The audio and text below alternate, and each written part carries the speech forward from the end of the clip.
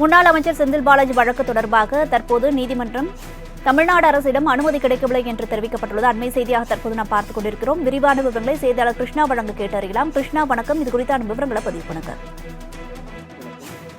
முன்னாள் அமைச்சர் செந்தில் பாலாஜி கடந்த 2011 முதல் 2015 ஆண்டு அதிமுக ஆட்சியில் போக்குவரத்துறை அமைச்சராக இருந்தபோது அத்துறையில் வேலை வாங்கி தருவதாக கூறி பலரிடம் பணம் பெற்று மோசடி செய்ததாக கணேஷ்குமார் உள்ளிட்ட பாதிக்கப்பட்டவர்களுக்காக புகார் அளித்திருந்தார்.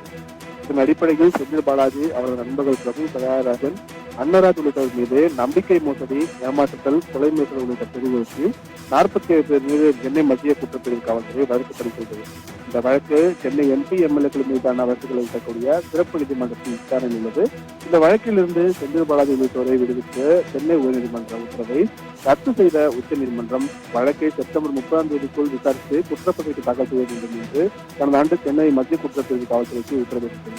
இதனையடுத்து விசாரணை மத்திய குற்றப்பிரிவு காவல்துறை செந்தில் பாலாஜிக்கு எதிராக சென்னை மாவட்ட ஆட்சியர்களை இருக்கக்கூடிய MP, MLA-க்கள் மீதான வழக்குகளை விசாரித்த சிறப்பு நீதிமன்றத்தில் கடந்த ஆண்டு செப்டம்பர் மாதம் கூடுதல் குற்றப்பத்திரிகை தாக்கல் செய்தது.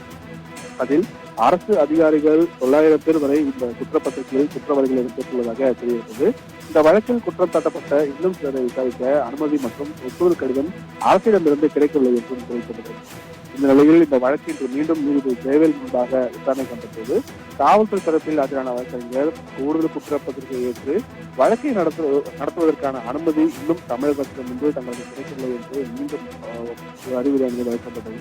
இதனை அடுத்து இந்த வழக்கின் விசாரணையை ஏப்ரல் 4ஆம் தேதி தள்ளிவிட்டு ஜெயவேல் உத்தரவிட்டிருக்கிறார்.